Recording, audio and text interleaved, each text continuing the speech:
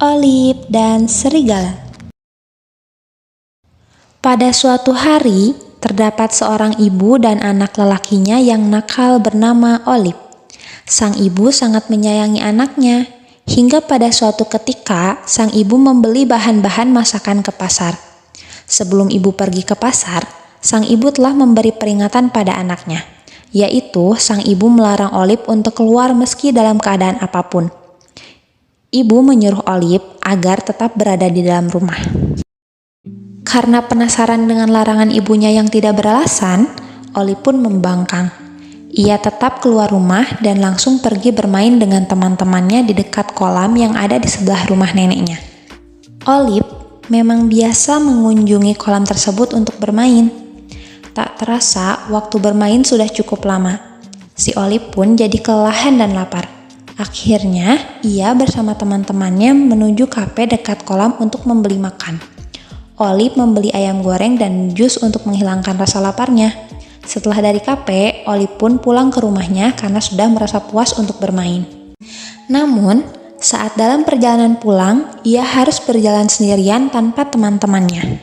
Hal tersebut dikarenakan rumah Olive yang letaknya jauh dari kafe, sedangkan teman-temannya tinggal di rumah dekat dengan kafe. Saat berjalan sendirian, Olive merasa takut dan ia merasa ada yang mengikutinya. Hingga ia menyadari bahwa ternyata ada seekor serigala besar yang mengikutinya dari belakang. Saat ia melihat serigala, Olive menangis karena takut dan saat itu pula ia menyesali perbuatannya yang tidak mematuhi ibunya. Tetapi Olive tidak kehabisan akal. Ia langsung saja berbaring sembari menahan nafasnya agar terlihat seolah-olah ia telah mati. Saat berbaring, serigala mendekati dan mengendus padanya.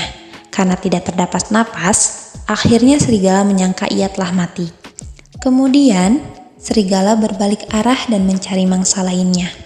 Mengetahui serigala telah pergi, akhirnya Olive langsung lari ke rumah. Ternyata sesampainya di rumah, Olive tidak menemukan ibunya. Ibunya belum pulang dari pasar. Karena merasa bersalah tidak mematuhi ibunya, Olive menyesal dan langsung membersihkan rumahnya. Akhirnya, Ibu Olive pun pulang dari pasar sambil membawa banyak bahan belanjaan. Sesampainya di rumah, ibu kaget melihat rumah yang bersih dan Olive yang diam di dalam rumah. Hingga akhirnya, Olive menceritakan semua kejadian pada ibunya sembari menangis. Dan ia berjanji tidak akan mengulangi perbuatan itu lagi. Sang ibu yang mendengar cerita Olive langsung memeluk erat Olive dan bersyukur pada Tuhan masih melindunginya.